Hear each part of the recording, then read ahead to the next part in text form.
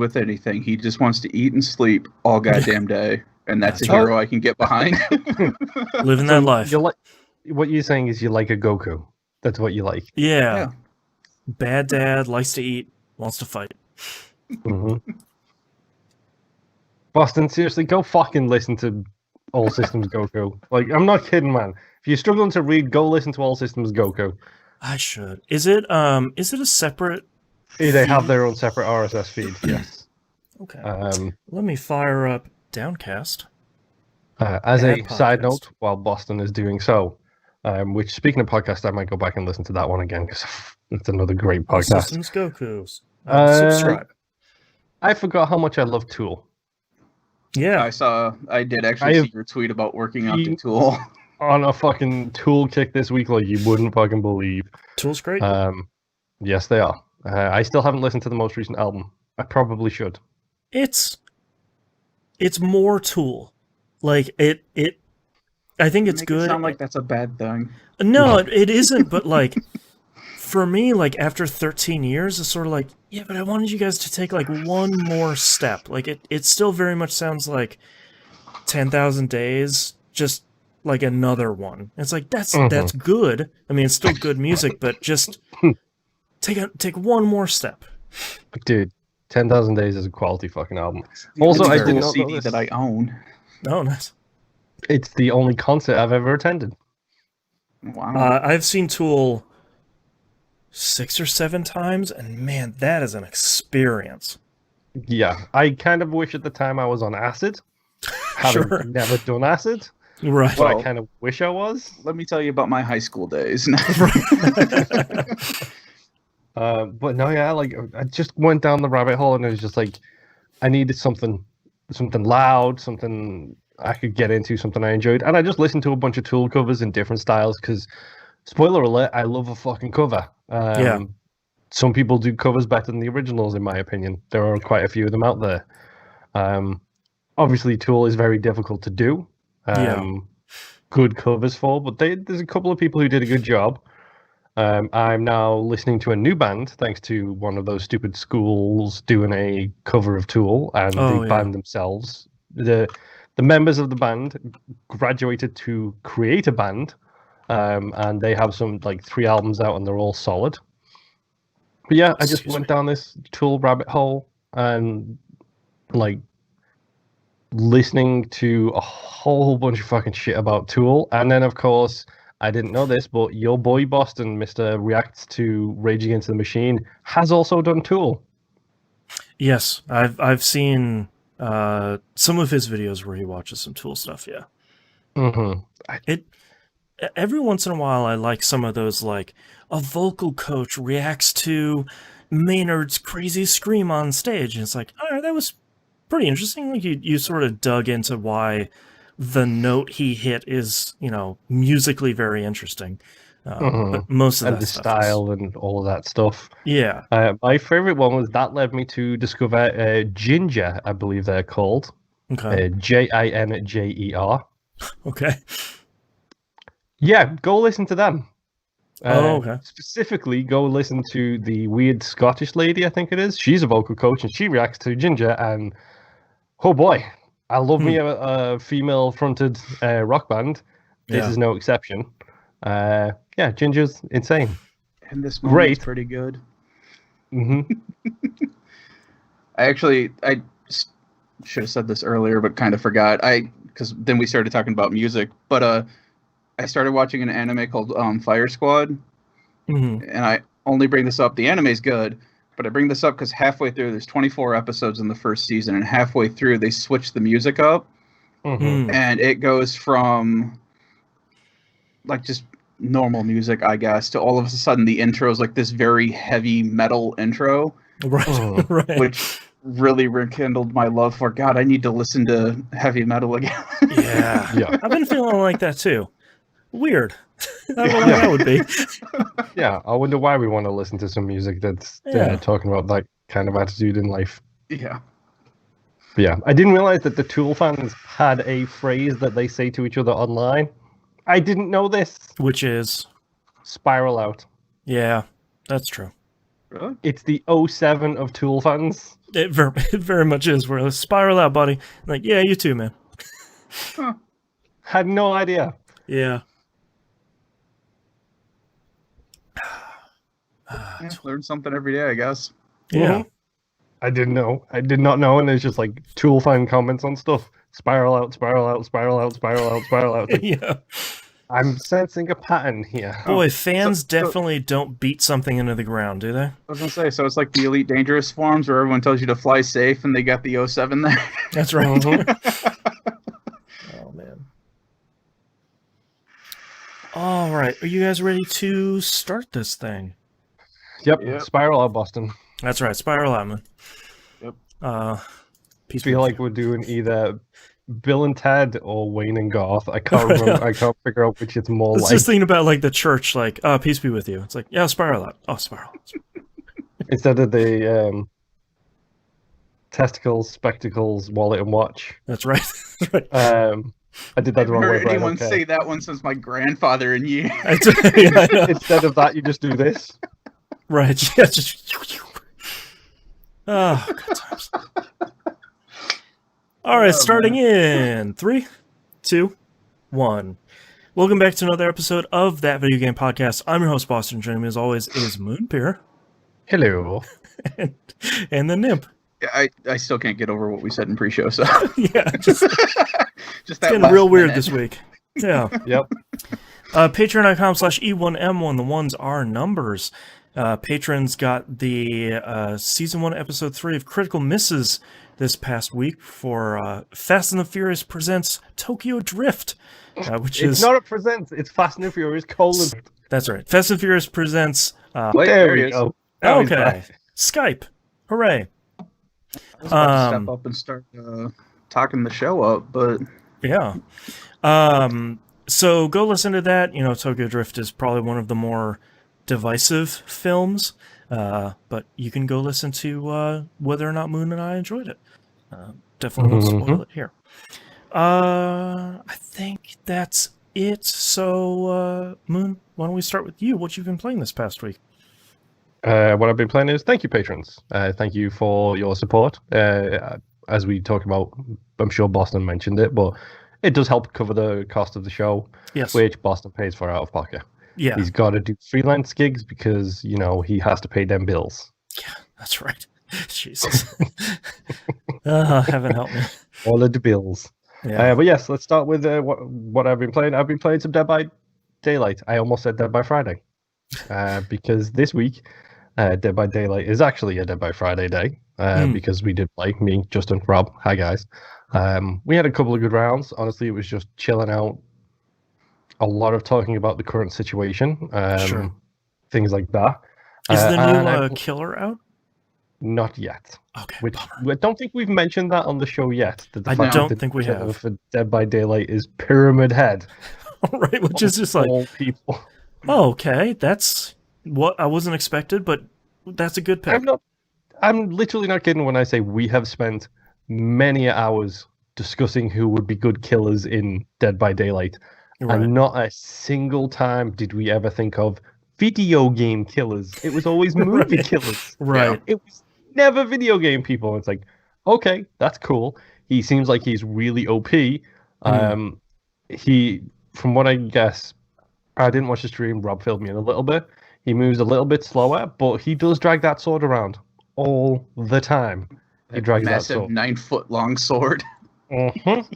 And it That's leaves a cool. trail that causes status effects.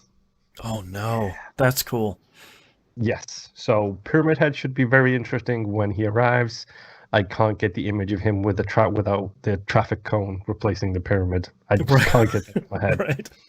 Maybe that'll But be no. DLC.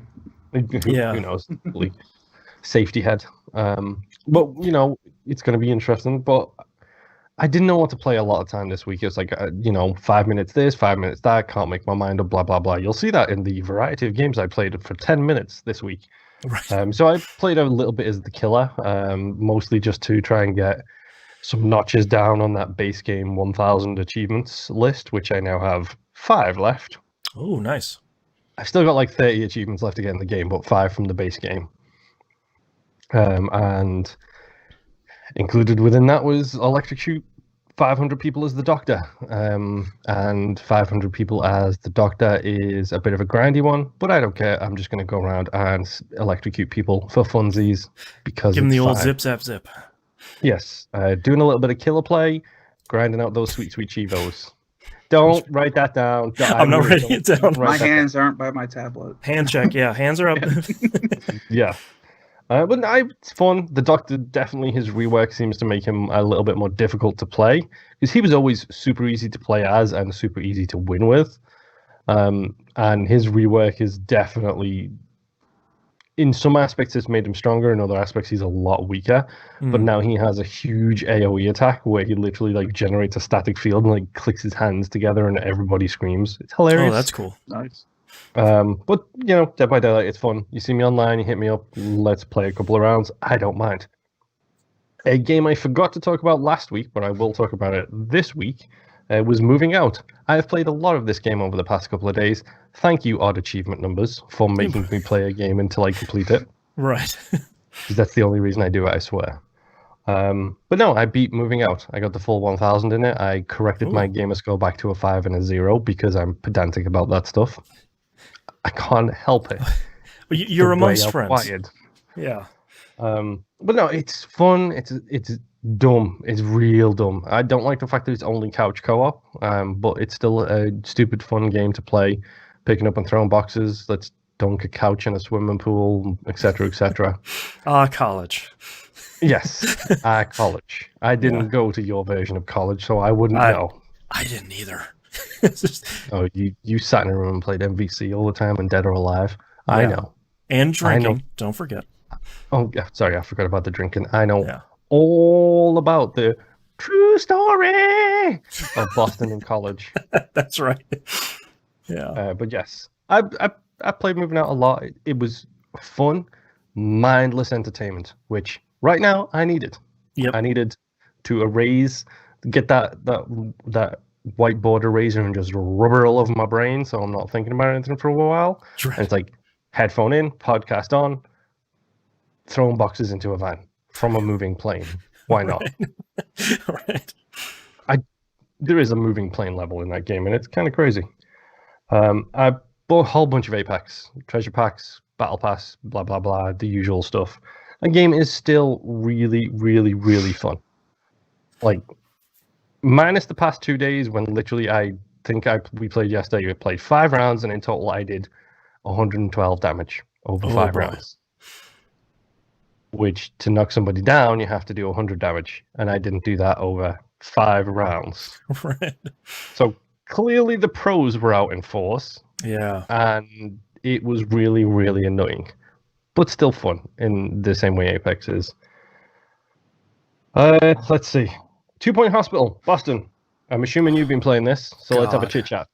Yeah, boy, Jesus Christ. Should I go first because I'm the one who's so far behind here? Yeah, please do. Oh God, let's save the suffering for the second part.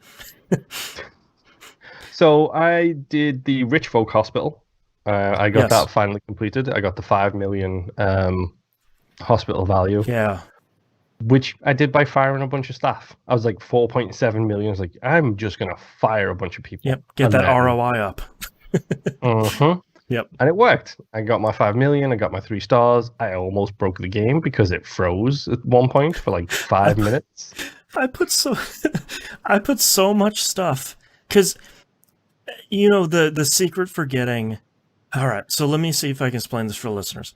There's a prestige level per room in the hospital, and the higher the prestige of the level of the room goes, it goes up to 5. The happier that employees are that are working in that room. Basically, they get a bonus because it's a nice room to work in. Yeah. It's the difference between working in a closet and then working in an office with a pool table and whatever you want. And windows, yes. Yeah.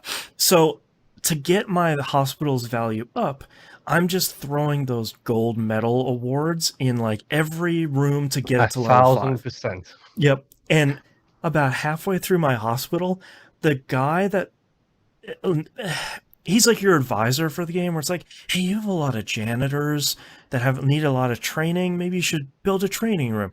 The guy pops up and says, hey, you've put too much stuff in your hospital. This will slow the game down. I'm like, oh boy. Okay, that's probably not a real warning. It 100% was. Like, Oh, by wow. the time I 3-starred that hospital, it was like running through molasses. It's like, cool, that hospital is, I'm never going to go there again. Good luck, everyone. Jeez, that sounds like a nightmare. Yeah. Yeah, I mean, I got the 5 million. I got the stupid missions done. I got my 3 stars in that hospital, and it continues to be great. Yeah. Like, that hospital just continues to be really, really fun.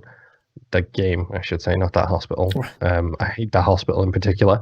But now I have moved on. I unlocked like 6 new hospitals. Like, what happened? It's like, I think you've given me like 2, I and now I've think got 6. that's when you unlock the snow DLC at the same time. So you've got a couple Yes. over here, and then you've got a couple up in the northern area. Yeah, I've got like the nuclear power plant one. I've got Right. the whatever's going to go on there. I don't know. But I did I just started. I haven't done anything in it yet, but I did just start the one it's not haunted. That's later. The one that is got a really bad rep. It's got Overlook Hotel. Yes. Yeah. I just started that one. It's like, I don't know who these staff are. I want to fire them all and start afresh. Oh, right, because it starts you with. Yeah. Yes. I want to lay it out the way I want it laid out. Not That's the way right. you want me to lay it out, you stupid hospital. The rooms are so weird. They just build rooms and like, here's a 5x6 bathroom with like one little part sticking out at the end. It's like, why would you do that? Why would anyone do that? Yeah. What's wrong with you? Really weird. Yeah. But yeah, I got up to that one. And so far, I mean, it's absolutely fine. I'm having fun. Yep. The humor still gets me all of the time. And again, it's a great stick a headphone in and play and, listen to something else. Do you have a research hospital, by the way? I had one that was the one when you unlocked the research hospital. Mm-hmm. But now I think it's probably going to be the rich person's hospital. Yeah. Because I've got like 1.7 million in cash in there. Yeah. And 2 researchers, which both have research 4 on them, and a big research room. So my recommendation is things you research unlock in every hospital. They go across everything. It's foundation wide, not hospital wide. Foundation wide, that's right. So what I did is I took that hospital and I just let it run for a while because it was mostly self-sufficient, and I got 6 researchers up to research 5, stuck them all. They can all only work in research. Stuck them all in there with a whole bunch of supercomputers, and then anytime any hospital is like, hey, to treat this, we need to go research this thing, and like, it's funny because they make it sound like this big thing. It's like, all right, I'm going to back out to the map, go to my research hospital. Takes literally 20 seconds to get through 1,000 research points. Back over to the other hospital is like, oh look, I researched it. Whoa, so crazy! Oh wow, so crazy. Let's just build it. So. Okay, I'm probably going to have to do that with the rich people hospital because that's the 100%. It's self-sufficient. Yep. It runs itself at this point. I ended up, even after I got the 3rd star on that, I went for the no deaths in that hospital. For 3 consecutive years, I went for no deaths because Did you get it? No. Yeah. Every year, 1 death. Oh no. And the worst thing is, I'm sitting there in the patients list, and anybody who's not getting diagnosed quick enough and is running low on health, I'm kicking them out of the hospital. Yep. Send them home. Get out of here, future ghost, because I don't want you being a future ghost in my hospital. Thank you very much. And I kicked them all out, and the hospital was still making money hand over fist. Right. But one person would make a bad treatment, and it was always the stupid deluxe clinic, with the stupid light bulb heads. See, for me, it's the injection room. Yeah, I've got a nurse with treatment 3 or treatment 4 on just that room, and it's already at level 3, the machine and everything. So it's like chance of cure 220%. Like, okay, I'll take it. Keep that up, please. Yeah. But yeah, I'm using that as my research place, and you're not wrong. I'm probably going to jump back into that and then use that as I need to research something. Save it quick? Go back over here, load it Yeah, up. and I then you might can even just build another three research rooms. yeah, well, and you can like research level 1, 2, and 3 back to back really fast, and then like just jump back over to the other one.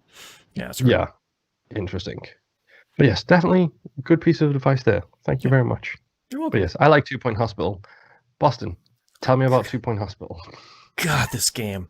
So I've completed a bunch of other stuff. I finally managed to get to I think I did 2 stars on the non-snowy NHS hospital. Oh boy, the 3rd star on that one is really, really tough, and I bankrupted on that one getting to 3 stars. I got really close, and I just couldn't cross over the finish line. So I started the once I did that, I unlocked the summer one, which we'll get to, the summer DLC, which I'll get to in a minute.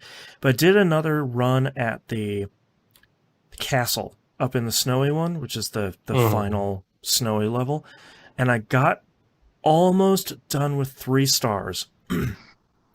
And this perfect storm happened. I had this perfectly laid out hospital. Everything was going super great. Like, and this one I was actually mixing GP's offices and diagnosis offices together to try and keep everything all in the same area. And then on the other side of the castle was all my treatment stuff. Like, it was going so smoothly.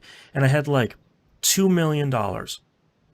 And then my reputation kept going up because I was healing enough people successfully. And it got above 75%, and then everything went wrong.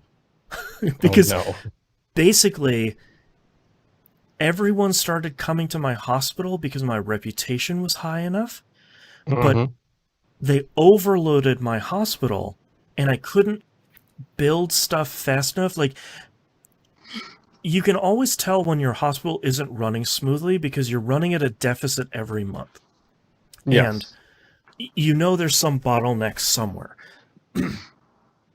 My problem was I didn't catch the bottleneck fast enough, and I was losing $250,000 a month because I just had so much staff. Because basically, once you move from 2 stars to trying to obtain 3 stars in that hospital, you have to treat every illness. And usually you're getting enough people that some of those rooms you have to run 2 of just to keep everything moving smoothly. I crashed and burned so hard on that. I even tried, like, all right, I need to get people really upset. I need to get all these people out of my hospital. I'm going to raise my prices up 100%. Like, I want to make everybody super pissed. That did not work. Oh, wow. Not only were they not stopping, they also weren't paying. It's like, ooh, that really bit me. Okay, so yeah, I've got on the rich people hospital that I had. I'm not kidding when I say I had 4 buildings, and 3 of them were diagnosis buildings, and 1 was a treatment building, because 100% they bottlenecked at my original diagnosis place. Then I had to build a second diagnosis building with the same rooms, the same layout, the same everything. And then it split the load, share the load between the 2. And then that was still bottlenecking. So then I had to do the same thing again and build a 3rd diagnosis building, which was the same buildings, the same rooms, the same layouts. Everything was the same. And I had to slowly but surely spread it out among all of that. I ended up with, I think, 11 GP's offices spread out over 3 rooms, 3 sounds buildings. about right. Yeah, at my peak in the castle, I had 15 GP's offices, and like 3 or 4 of each one of the diagnosis rooms, including Mega Scanner and X-ray. Like, there's just so many people, I had to spread them out. So it's like, I know that I had the right plan. It's just I got to a point where everything was running smoothly, and when I got past 2 stars, I didn't continue to slowly ramp up to keep that bottleneck managed, and it just It 100% got away from me. So Yeah. yeah. So I've started on the summer DLC, which is pretty interesting because in all the winter stuff, you basically have to run a bunch of heaters and in your hospital, make sure everybody's comfortable and warm. This is the opposite. The hospital starts really hot, and you're running a bunch of aircon units. But Yeah. the thing that's frustrating about that is the furnaces and all the heaters and everything in the cold ones don't require any maintenance, so you can just dump them everywhere until the whole thing's orange or yellow. Aircon units do need maintenance, so it's an increased strain on the cost janitorial. for your maintenance staff. So it's like you have to manage all that stuff and manage the cost of it, and then trying to stop them from catching fire. So it's like, okay, now I've got one more thing to manage here, which to anyone that's not playing, it sounds like it's this massive thing, but it's a lot of like, if you would start a hospital with 2 janitors, I'm going to start the hospital with 5. You know, and I'm going to ramp up. I open another building, I hire 2 more instead of just 1 more. Yeah. So it's not the worst thing. It's just sort of like, all right, you're giving me more things to juggle here, which is another good. plate to spin. Yeah, exactly. Like I have to spin 1 more plate, which is good because it's more stuff to do. But the new illness that I unlocked is cubism, and it looks like someone's walking around like as a cubist painting. And then you basically like break apart all their pieces into a machine, and it like molds a human out of clay again, and they happily walk off. So it's just every DLC they just continue to be like, all right, I don't know what this thing is going to be, but I bet it's going to be real dumb, and it is, and it's really great. Yeah, I just got another illness at the hospital, and I haven't seen anything to do with it yet, and I'm looking forward to actually seeing what exactly it's going to involve. I think that's barking mad, right? Yes, it is. Yeah, that's one of my favorite ones. Yeah. Which is the fairy convention, walking into the hospital, if I remember correctly. It's really good. Yeah, but I'm still really. It sounds like I'm frustrated with 2 Point Hospital, but a lot of it is like playing it for a couple of hours and thinking like, okay, I see what my problem was. I didn't do X, Y, and Z. I wasn't running things the best way I could for this specific map, or like you're talking about with your diagnosis buildings. It's a lot of like, I'm going to build. This is the first building you start with on your hospital plot. I'm going to start, you know, the right-hand path is, or the left-hand path is going to be all my diagnosis buildings. I'm going to set those aside for now. I'm going to start doing my treatment all on the left-hand side and like kind of orienting it the right way to begin with. So it's not like, all right, pause the hospital. I'm going to pick up and move all these rooms across all these buildings. You sort of prevent doing that. But 2 Point Hospital is really great. It's really, really good. It really is. It's a good game. It's a great game. It's on Game Pass. Game Pass. Game Pass Pass. That's right. That's right. Official Game Pass Pass. You done with 2 Point? Yeah. I mean, for the show, not in, for the show. Yes, not for playing it, because we've still got a long way to go. Me significantly further than I only you. have one other hard trophy to get, and that's the shoot the 10 mono beasts or moon beasts or whatever without missing. Mono beasts, yes. Yeah. That's not bad. Yeah. Okay, my final game this week was Streets of Rage 4. Speaking of Game Pass games. Oh, yeah. I gotta get back to this. Yeah, I love Streets of Rage 4. I genuinely love it. I may have beat it twice this week with 2 different characters. Nice. I'm playing it again now with a third. I beat it with... I can't remember her name. Cherry? The guitar girl. Yes, Cherry. Yeah. I beat it with her. And she's interesting, but not my favorite character. Like, her movement is interesting, her combat style is interesting. I'm a traditionalist, so I like my Streets of Rage 1 and 2 style, where it's I know the moves and I can pull them off, and that's good. Just give me the punches and kicks, please. Yes, the punches, the kicks, the little fake Shairukan move that one of them does, that's fine by me. Right. Now I'm playing as Floyd. Oh, the last guy? Nope. Oh, okay. Floyd is the metal arms dude. Oh, right. Yes. So Floyd is a juggernaut, essentially. Okay. Like, he does so much damage. It is unbelievable how hard he hits, but he moves like a snail. Right. He can't jump. And his specials are okay. They're nothing special. No pun intended there. Heyo. His throws are where things get really amusing. Okay. Because when you grab somebody to throw them, he just picks them up with one hand and keeps walking around. That's great. And then you can toss him like a paper ball on the other side of the room. Mm-hmm. And then it gets even better because if you pick up a second person, he just goes smash and smashes them both together. That's perfect. He That's does exactly what you want that dude to do. Mm-hmm. He does a full-on Hulk smash and just goes and smashes them into each other. That's great. And it is fantastic. He's okay so far. I've still got the Streets of Rage 1 guy left to do after this guy. But honestly, I'm just playing through it, beating the game in easy mode on story mode before I go for a whole bunch of the other achievements and stuff. But Streets of Rage 4 continues to be great. It continues to be fantastic. It is a great sounding game, a great playing game, and if you're a Streets of Rage fanboy like I am, then it's really, really good. Also, such a long time since that last game came out.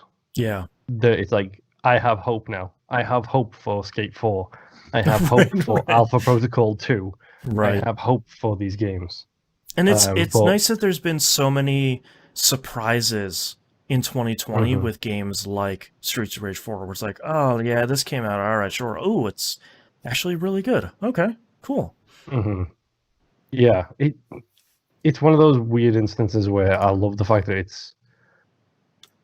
it's honoring the first games without, making it too different, but also making it different enough to where it actually feels new. It's not just the same thing. Like, I genuinely enjoy that about it. It's a fun game. It's stupid. It's great. It's fun. Go play it. It's Streets of Rage. And again, it's on Game Pass, so you can play it for free if you have Game Pass. Quote unquote free. Quote unquote free. Game Pass free. Yes. Other than that, I've played a whole bunch of Vampire the Masquerade, which discussions for that will come up later. Yeah. Boston, I need to put the peer pressure on you at this point. Have you played any Vampire yet? Oh, yeah, I'm still it's the same place I was. It's just a really bad week this week. Do I need to text you every day and say, Boston, play Vampire? No, because I think you know the answer to it. It's yes, I will play Vampire. Yes. Of course I will. I will Wink. go play that game. But yes, that's all I've been playing. Over to you, Nimp. All right, so I too have been dipping in and out of games all week, so I've kind of been all over the place. Starting out with Bloodborne, first thing after the last podcast. I did manage to complete the Forbidden Forest and that boss. That was fun. Right after that, I beat the Dark Beast Parl, which is part of the optional area that you get sent to when you die from the Bagman. Went in there, wiped the floor with him, no issue. It's like, all right, cool, let's go into the next area I can find. The next area was Bergenruth, I think is how you say that. And that was a difficulty spike. Oh no. The trash mobs that you fight are not difficult, but if they hit you pretty hard, but they're fast. And they will chase you significantly further than anything else has chased me before. Oh no. Yeah, usually if you run away a good couple of feet, things will stop following you to a point. These, I ran halfway across the map, and I still had two of these things chasing me. Oh. So I finally just turned around and beat them up. It was mostly, I was running away because there was an ambush that I had triggered, and there was a big thing that was coming after me. So I was running away from the big thing and not the little things.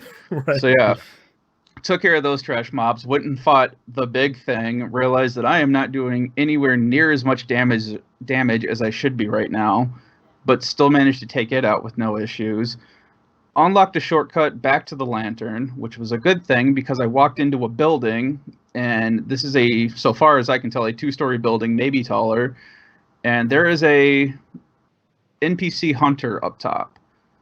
These NPC hunters are enemies that are meant to be difficult, basically your mid bosses. And I've run into I think this is the third one, maybe the fourth one so far. And this one just one-shots me off the bat. Oh, jeez. It casts some sort of range magic that homes in on you, and I managed to dodge it, but whatever it hits, it does a blast, and that blast caught me as I was rolling away from it, and that just killed me flat out. Oh, jeez. All right, cool. So I'm Right running then. up. I'm running up this weird spiral staircase to try to get to them. So I'm hoping that if I close the distance, they're not going to do that magic attack, and then I can start to figure out how to beat this thing. Nope, because as soon as I get close to them, they are using the cane sword in this game, and which is a cane that is a sword, but its trick is that it turns into a sword whip. Oh, okay. And this thing stun-locked me to the point that I couldn't do anything and died again. Oh, jeez. So I'm guessing I didn't need to be here yet. Right. I talked to my buddy who has beaten the game because he's been giving me just general point. The group that plays Souls games that I keep telling them that I'm not interested in playing them, we give each other hints. So not to spoil anything or anything like that, it's just general, hey, did you look here? And then it's for you to figure out. There might be another path. Yeah. Yeah. So we give very vague things that can be helpful or can be very, very detrimental to your health. But I had asked them if I should be in this area yet, and he's like, no. You need to go look for an item that you missed somewhere else. Oh, okay. All right, cool. So I go back 45 minutes later, find a new area, and then I pick up an item, and then I text him back. I'm like, is this the thing I'm supposed to be looking for? Because this looks like it's it. He's like, yeah, that's the screw job you're looking for. Oh, nice. Oh, yeah, that gives me all kinds of great fuzzy feelings about this. Right. So I found the item that I needed, and it's basically an invitation to go to, the Forsaken Castle Canehurst, Okay. which is another optional area, apparently. But you can't just pick up this item and then just go there. What I eventually found out was that you have to go to a specific area, and then this horse-drawn carriage with these dead-looking horses comes up, and you have to enter the carriage, and then it will take you to this place. And there's this whole cinematic thing with it, and it's really awesome. But it brings you to basically the ice area of Bloodborne. Ooh, cool. And I got as far as the lantern. It's like, all right, I've met my two objectives, which was to beat Parl and to finish the Forbidden Woods. So I'm done for the week. Right. Basically, I've got goals set for myself, and I'm trying to complete at least 2 areas a week. Because right now I've beaten 7 bosses. There's 17 of them altogether, and that includes main bosses and optional bosses. And I think I've only beaten 3 or 4 main bosses, and everything else are all optional bosses that I've completed. Oh, wow. So yeah, it's fun. It's just Yeah. I can't take that tension for very long right now. Right. Yeah. So moved on from that. I went and played some Greedfall. I found my drunken brother, Okay. who was being held in a warehouse somewhere. I actually stumbled across it by accident while exploring. I ended up in an area. I don't even know how I got there originally. And all of a sudden I hear shouting from a window and a cutscene happens. And they're like, oh, hey, that's your brother. I'm like, oh, I was kind of looking for him, but not really, but whatever. No, you So, weren't. You were yeah. exploring and you accidentally stumbled into the place he was hammered. Yeah. At this point in the game, I'd already stealthed into an area. And I'd actually stealthed into 2 areas, and I was kind of tired of stealthing. And so they had just brought up, it's like, hey, you can either stealth through the back door, or you can just walk through the front door. I'm like, I'm really feeling the bloodlust right now. I just want to go in and kill everything. Right. So I just walked to the front door. A cutscene happens. I had dialogue. I choose an option. And by choosing that option, I managed to not kill everybody, which was not my intent, but instead scared them, and they gave me the key and said, yeah, no, go in there and go get your brother. We will leave you alone. It's like, really wanted those experience points, though. Right. Whatever. So, grabbed my brother. That was the last, I think that was like the second to last mission I needed. Finished up everything in that city. Ready to go onto the ship so that I can go to the island so the game can start. And as you're going to the ship, all of a sudden this massive boss jumps out of a different ship, and you have to fight it by yourself with no companions. Oh, boy. That was actually kind of fun. And it felt, in a weird way, it felt kind of Souls-ish. Just because you have the ability to, duck, dive, dodge, all that fun stuff, attack. You're always trying to circle around the bigger enemies. That way they can't really get a beat on you and they can't hit you very well. Mm-hmm. And that's all I did. You come at it with the hammer so that you can bust up its armor, and then you take out your sword and you just start stabbing it until it dies. And that was a lot of fun. And then the game started. Yeah. Late title card. Here we go. Yeah. Basically what happened at that point was it's a 4-month trip by boat to get to this island that the game takes place on. So you get your title card, and then, a lot more cutscenes happen. And then it turns out that the captain of your ship has been, I guess, kicked off his ship. I believe the term is mutiny. Yeah, a little like mutiny. Because it wasn't. So he wasn't forcefully removed. It was basically the admiral had told him, hey, we are giving your ship to a different captain. You currently do not have a ship. So why don't you guard the person that you brought with you to this island for a bit until we figure out what we're going to do with you. He was demoted. He was like voluntold to go somewhere else. Yeah, which he is not happy about, because this race basically is they're either on a ship or it's a disgrace. Oh, okay. Yeah. So he is not happy to be with you. He is not unhappy about you or helping you. He is just unhappy that he is on land. Right. And I really like this captain because he is an a-hole, and it makes me happy. But as you continue on into this town, I started picking up all these other quests that were there, and then I managed to get into the main building that I was supposed to be going to continue on the main quest. And as I'm walking into this building, cutscene happens, and you're introduced to another character who mistakes you as a native of that island for some reason.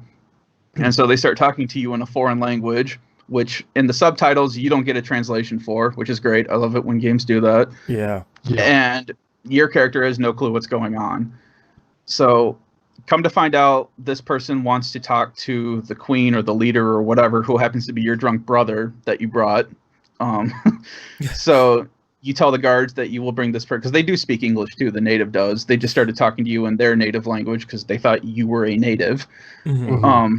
So once you find out that they wanted to talk to the leader, you tell the guards, okay, yeah, let them in. I will bring them to my brother. You have ensuing quest logs happening, and then you get another mission for like all your companions at this point, which I've got 3 of them. I've got Kurt the captain, the a-hole captain, and then this native. Interesting. So the native wants you to help because I guess their tribes, her tribe and another tribe on the island, are about to go to war, and she wants you to help mitigate this to prevent the war. It's like, all right, cool.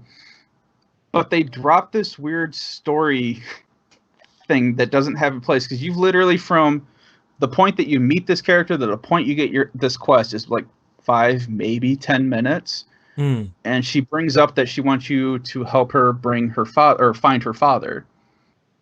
All right, cool. But then your character says, oh, I never knew that you had a father. You've never brought him up. To which I say out loud, you've met this person for 5 minutes. Right. When would have this been brought up? Do you know their last name? Probably not.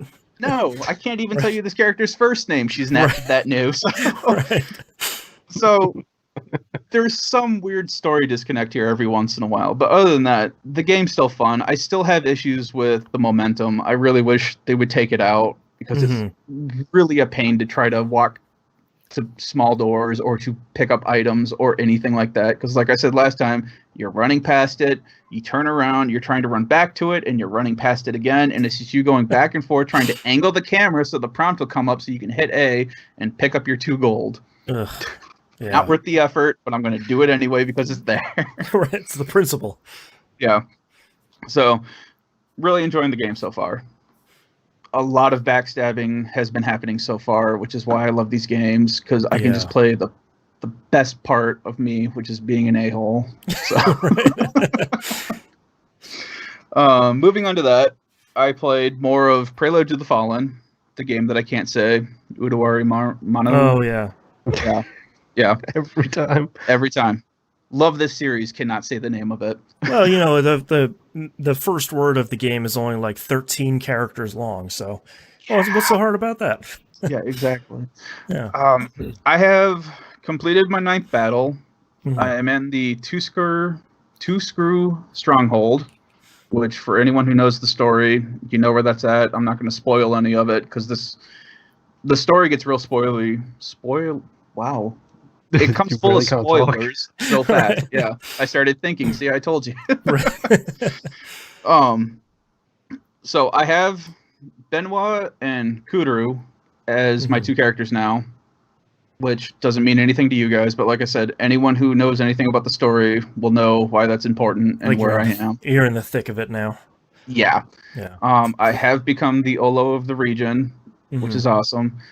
And I have the emissary from the tribe that mitigates between all countries and nations and all that fun stuff. Okay. So it's starting to pick up. I have like 9 characters right now out of the 20 some odd that I'm going to get. I'm 10 hours into this so far. So yeah, it's really great. This is one of those games where I play with my headset because I love the music. I love the atmosphere it puts you in. And I just put that thing on auto read and just sit there and stare at a screen until I need to kill something. Right. Just hanging out, reading a book. Yeah. It's an awesome game. I love just sitting there watching it, listening to it. It's great. Yeah. The battle system, which I didn't talk about a whole lot last time because I wasn't entirely sure how much it would differ from Mask of Deception and Mask of Truth. They've pretty much kept it all the same. Oh, good. They've added it. It feels like they've tweaked and changed a couple things. The Zen gauge that you get basically allows your characters to do extra attacks or a final attack when you fill the gauge up. It feels like they've changed it so that you're not earning as much zeal as you should be compared to the other 2. Like the other 2, it felt like you were constantly boosting that thing, no problem. You mostly get it from attacking things and being attacked. And then you get the little quick time event during attacks where if you hit the ring just right, you'll get an extra 2 zeal. So it'll help fill that gauge up a little bit more. Oh, cool. The thing that I noticed that they changed was that it used to be when you would get these button prompts or these quick time events where it's basically, hit X as soon as the ring touches the dot, shrinks to the dot or whatever, or fill this gauge up or however you want to think about it. It used to be that it would add extra damage to the attack. Now it doesn't. It just seems to be giving you extra zeal, which is fine, whatever. They have also added a co-op attack for your characters. So basically you will see on the tiles as you're moving everything, because it's a tactical RPG when you actually get to beat stuff.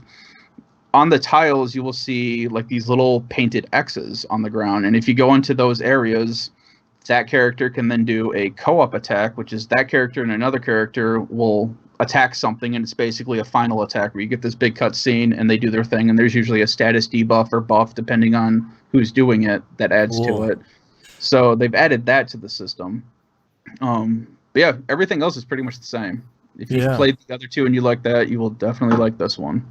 And if you haven't played any of the series, this is the first game in the series, right? Like this would be the first the place to start. I mean, honestly, you can start with this, or you can do what I did and just accidentally stumble into the second season of everything. Right. There's a real big plot twist in both what I'm calling season 1 and season 2. And it's awesome, and you can stumble upon it either going chronologically or just starting right in the middle and moving from there, because while it's a continuation of the story, the 2 games that came out in the last 2 years are their own story. It's taking place in the same world, just a slightly different area of that world. Oh, okay. And this is taking place in another area. I mean, they're not that different. I mean, these 2 areas fight a war in the other 2 games. So they're not that far apart, but it's just different place, slightly different time. Yeah. But it's really great. You can do either one, but you're going to get the same. You're going to get the same plot twist, which was really awesome and not something I was expecting the first time I had played these or watched the anime. So it's really cool. Check it out. The game I can't name. The unnamed game. Yeah. I also played a lot of Xenoblade Chronicles, the definitive edition on the Switch this week. This is a great game. Yeah. It looks great. Since they're using the Xenoblade Chronicles 2 engine, everything looks great. It looks so good. I don't think they've anything else besides updating the graphics. They've said that there's like some quality of life improvements but from what I've seen, if they did any, they're not really that big. Yeah, it's been a really long time since I've played the original, so I don't remember a whole lot about the systems at this point. But you still get, like, when you complete a quest, it automatically completes right then and there, unless you need to talk to somebody. Yeah. Okay. Well, that's a big one. Yeah. The systems for the quests go back and forth between being absolutely helpful to absolutely useless.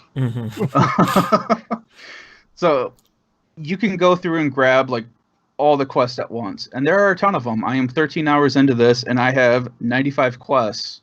Yep, I've counted them before we started this podcast. I haven't completed 2 of them so far. I've completed the rest of them. That is the reason why I stopped playing this game, is because I got so burnt out doing side quests. Because you always have this hope of, like, all right, picked up 5 side quests, finish them all, I'm gonna go turn them back in, and everyone is like, oh, okay, cool, now I have 2 more things for you to do. It's like, oh, cool, now I just have 10 quests now.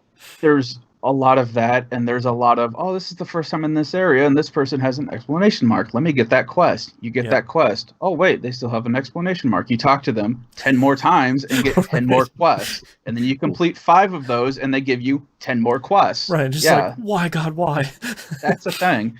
Yeah. But, much like Xenoblade Chronicles 2, if you grab all these quests, you can complete them as you continue on just exploring. Yeah. The thing that's a little different from the second game is that they do, even if you don't have a quest selected that you're following, if like an item, like a random item gathering point is in the world that has an item that you're looking for, it will mark that with like a blue exclamation point, letting you know, hey, cool. Grab this. This will, this is something that you need to pick up. So it keeps track of that even if you're not actually tracking a quest, which is really helpful. And 9 times out of 10, you're going to be running around exploring the map, opening up areas so that you can get your quick step, fast travel points anyway. So you might as well, get the item points, kill the enemies that you need to kill. By the time you get done exploring, you'll have most of those quests finished anyway. And you'll probably have one that you'll actually have to fast travel back to give the person the item. Right.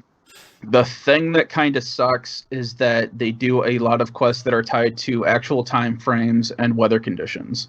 Oh, that's right. I forgot about that. Which, at this point, I'm basically, if I get a quest and I can't figure out what I need to do, I just pull up the wiki and they've got it in there. It's like, hey, this is the character. They're here from 0600 to 1829. Yeah. All right.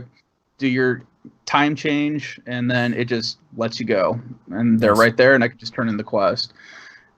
The quest system actually will tell you as well, if you have a quest and you can't figure out, where you need to go, they'll tell you if that person's active or not in the world at that point in time.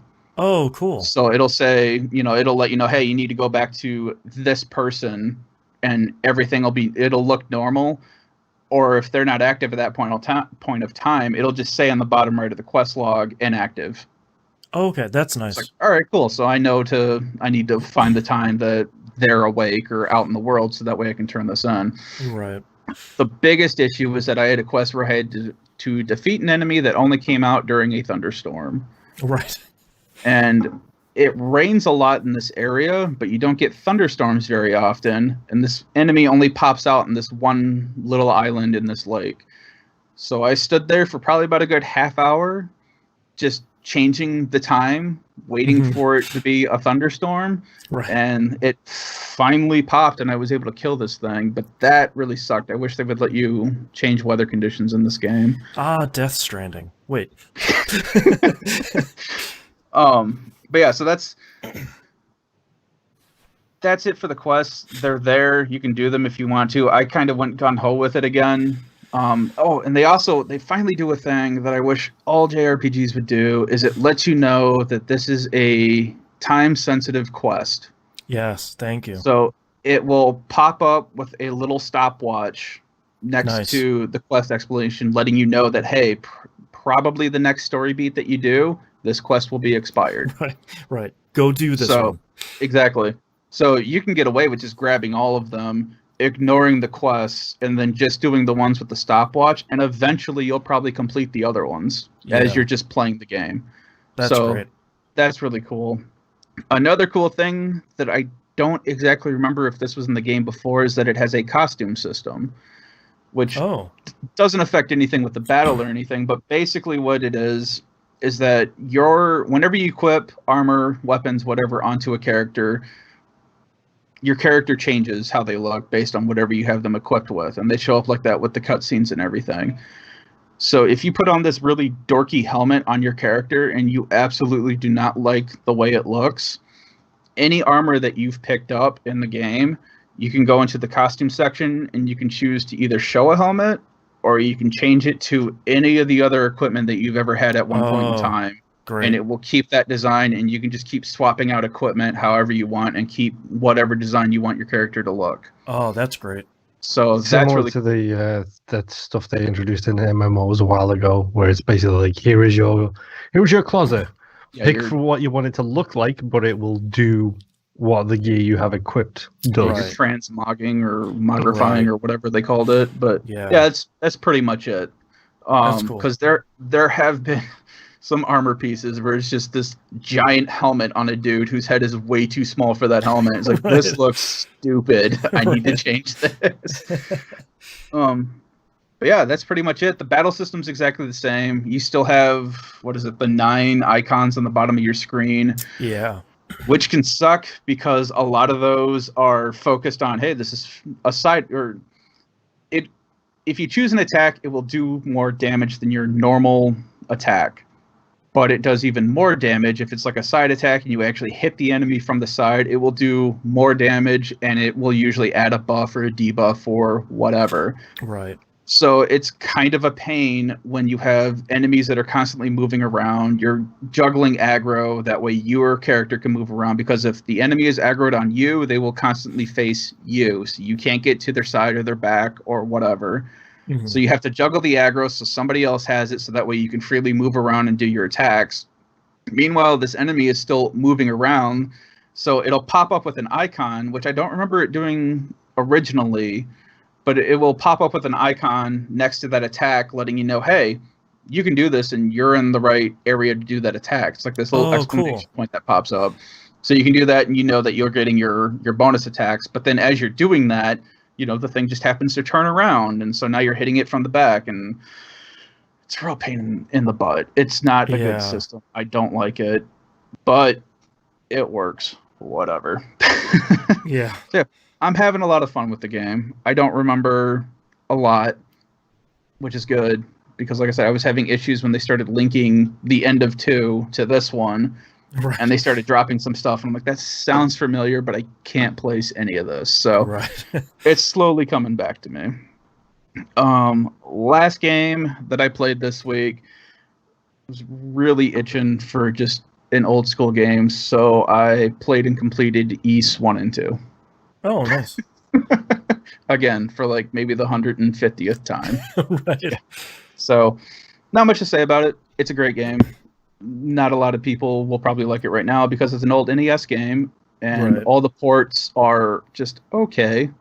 But it's got the awesome bumper system, which if you don't know, it's basically just your character on a screen and you run into the enemy and your character attacks it. It is awesome. I love that battle system. Yeah.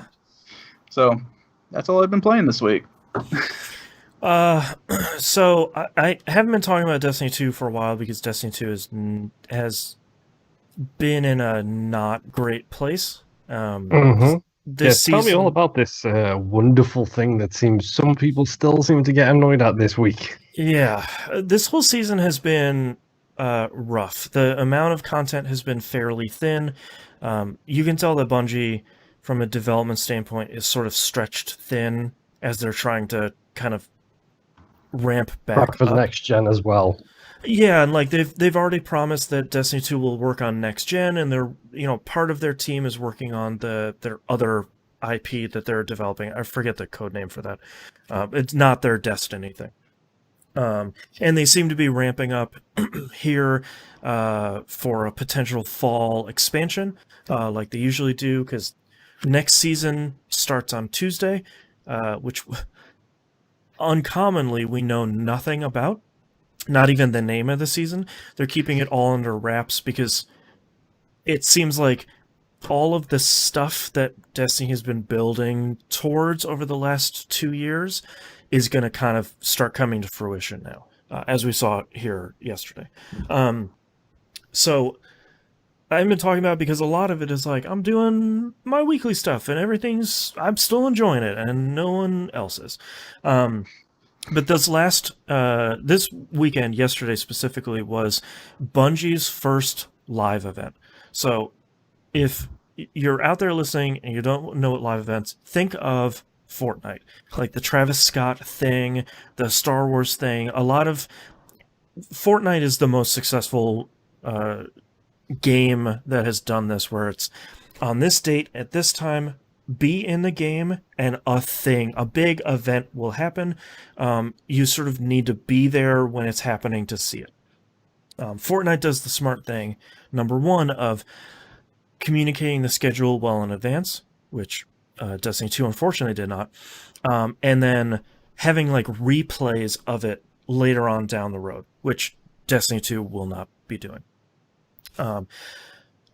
I thought this was a really great event. It was basically throughout the entire season, we'd been powering up Rasputin, the Warmind thing. If you've ever played Destiny, you've probably run into him. He's been the focus of the last 2 seasons.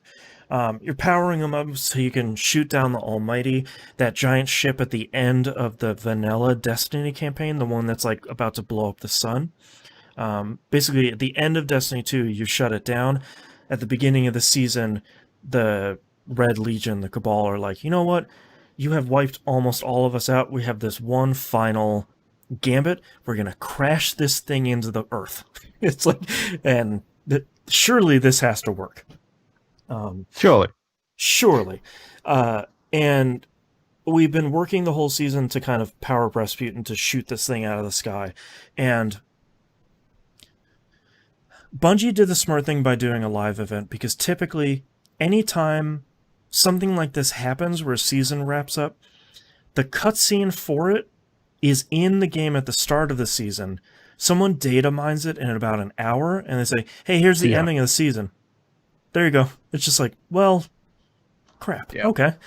I mean, I won't forget it for 3 months, because in the back of my mind, I'm always thinking, like, how do we get to this point? So they said a couple of days ago, on Saturday, Rasputin's going to shoot down the Almighty, get to the tower, be in the tower at reset to see it. Okay, cool. I get there a little bit early. There's one of the coolest events in Destiny is all of these players sort of dotted, trying to get really great viewpoints, because over the last couple of weeks, the Almighty has been getting closer and closer to the planet.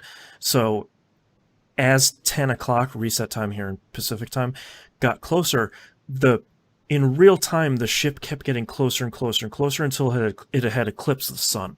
So like it significantly closer to the tower.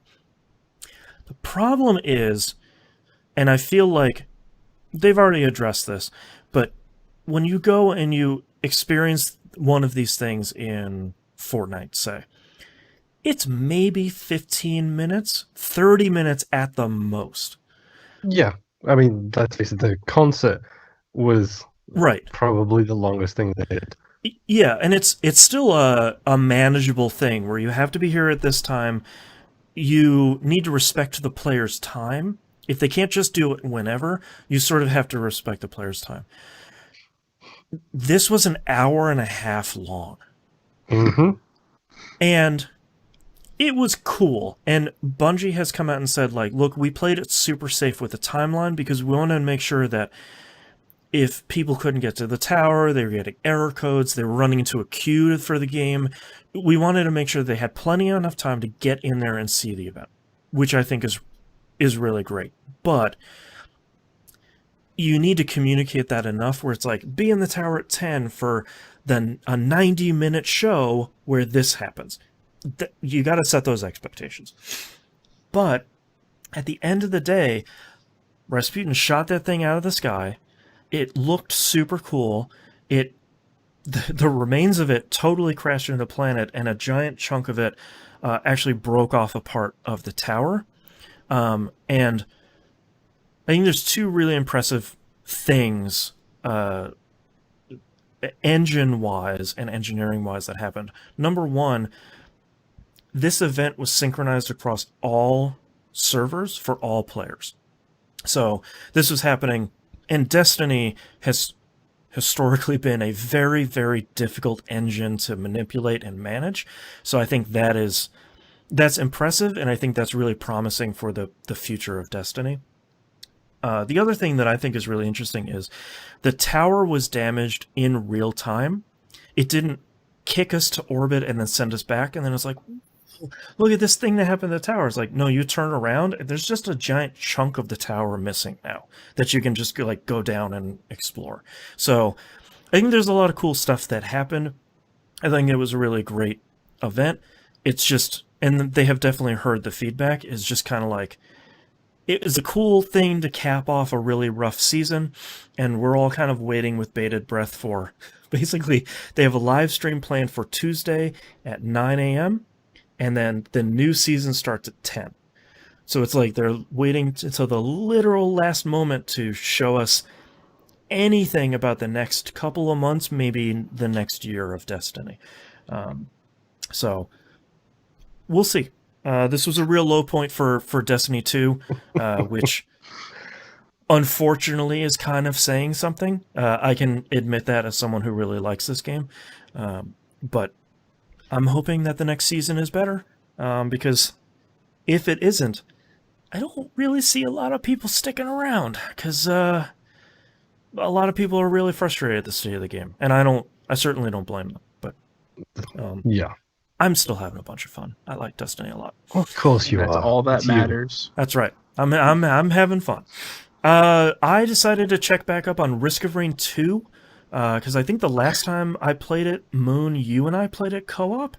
Yep, we played on stream a long time ago. Yeah, it's been a while, so I thought, well, they have this giant roadmap that I'm not paying attention to, and every once in a while my copy on PS4 will get a patch, so let's go in there and see. And I know the console versions are a little bit behind the PC version, just because of how it goes. The newest thing in there is, they call them Prismatic Trials. They're daily runs.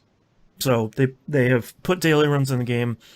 It's a set character, set loadout, and then set modifiers for the run. The modifier for the run that I did was the order of stages is randomized.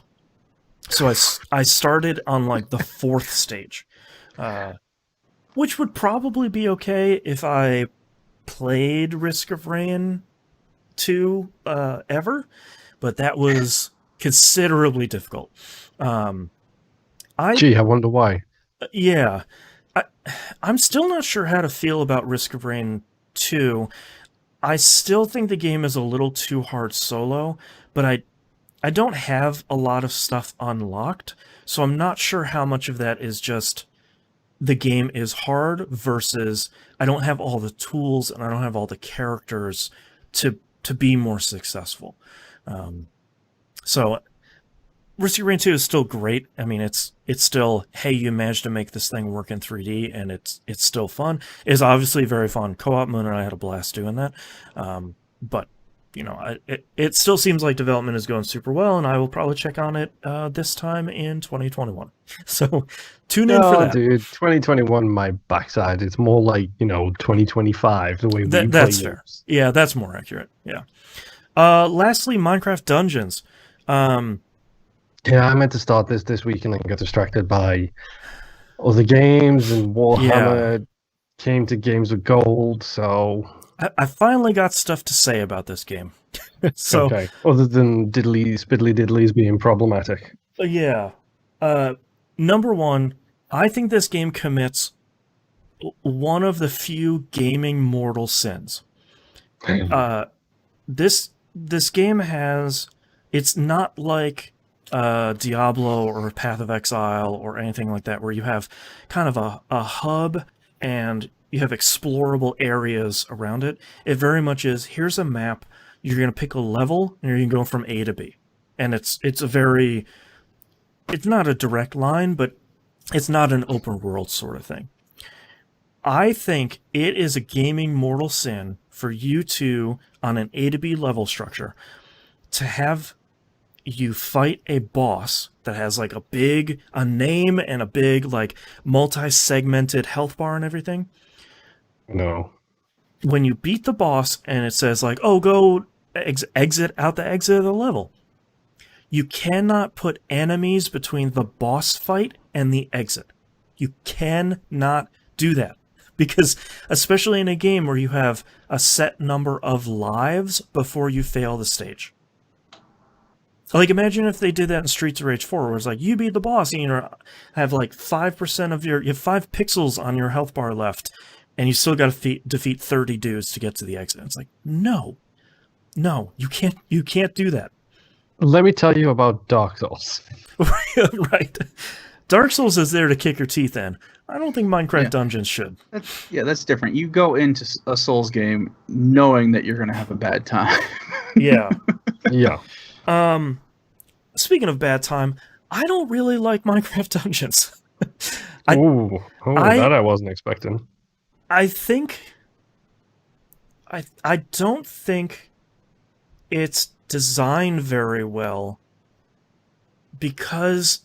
So, there are no character classes. It's not like when you start a character you pick, oh, I'm a mage or a hunter or a warrior or a thief, anything like that.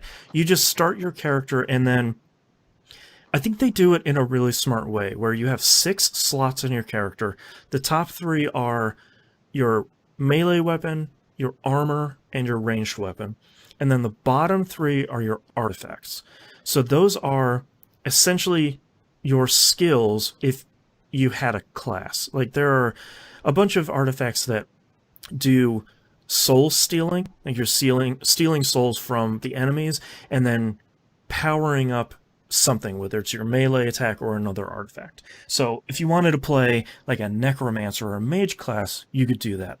If you wanted to put a bunch of pet things under there and just run a pet build, you could totally do that. I think that is to its bonus and its detriment because you don't have a skill tree. So you just have your character and you just have those 6 slots. You do level up, but I genuinely don't know what that does. Like, I think it makes higher level stuff show up in the world, but the feedback isn't necessarily there. So I'm at the end of the game, and the game really doesn't recommend that I go fight the final boss because it's like 2 power levels stronger than I am.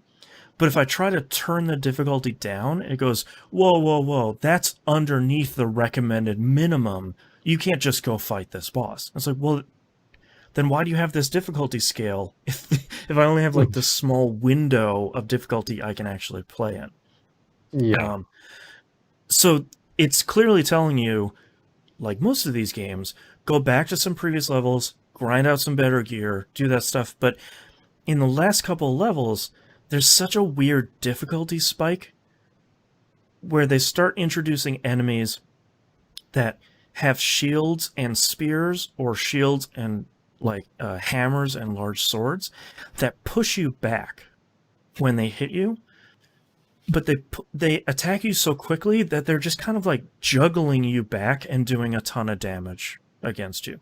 So the obvious solution is use your ranged attack, but there's limited ranged ammo. So I feel like you're getting punished for, one, trying to use melee, or two, trying to use ranged when you might run out of ranged ammo with no guaranteed way to get that ammo back. And I feel like part of it is they want you to play it co-op. And I'm sure that the majority of these issues would just disappear if I was playing it co-op, which is fine. And they're going to do cross-play pretty soon when the first DLC comes out, which is another separate issue. Is the first piece of $10 DLC is coming out real soon. I don't think I'm going to finish this game. And I think I'm going to uninstall it because I feel like not all of it comes together. Like, they have this formula, and you're just putting Minecraft into a Diablo-style game. And you just have to follow that formula, and I feel like between this difficulty spike and there not being enough feedback and there not being a skill tree, which I get, but apparently that is really important to me, I'm finding, it just kind of all doesn't come together in a way that I think makes it really satisfying. And again, if you probably had like 2 or 3 or 4 people playing together, I'm sure it's a blast, and I'm sure it's really great, but I kind of wish that you could just blow through the simple difficulty and then get into these issues on the higher difficulties where I'd expect that stuff to happen. It's just a real bummer. And I was kind of, I feel like I wasn't hoping, I didn't go in there with a lot of expectations, but I feel like it kind of let me down, it's a bit of a bummer. Yeah, which is really weird for a hack and slash Minecraft game where it seems like it should be a surefire hit, where it's like, yeah, just Minecraft and, make it more of a level structure. Don't make it as this open-ended sort of creative thing. Let's give some structure to it. And just I just don't think it was super successful, which is surprising and kind of a bummer. I'm curious to hear what you think of it, Moon, whenever you get around to it. Yeah. It's already installed. I just need to start it. Yeah. Which is a problem for me. And it's not super long. I can verify it's 9 levels, each, or 9 individual stages. Each one kind of, maybe the longest one takes maybe 20 minutes, 30 minutes if you're really having trouble. So it's not a super long game, which I think is great for its intended audience, because I think the intended audience is kids and families, and you're not going to get into anything where it's like you're fighting God at the end and there's a pentagram on the floor and everybody's spouting blood. It's not all of a sudden the Binding of Isaac. Yeah, stab me in the heart so that we may defeat God. That's right. And I get it. I just sort of wish this game was a little bit better, because I don't think it all came together, and that kind of stinks. That sucks.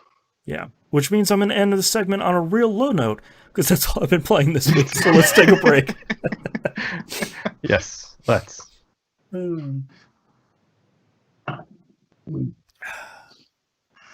I also kind of don't like the Minecraft aesthetic, like the graphic style and stuff, like the really chunky voxels and stuff. Like, that's never really clicked with me.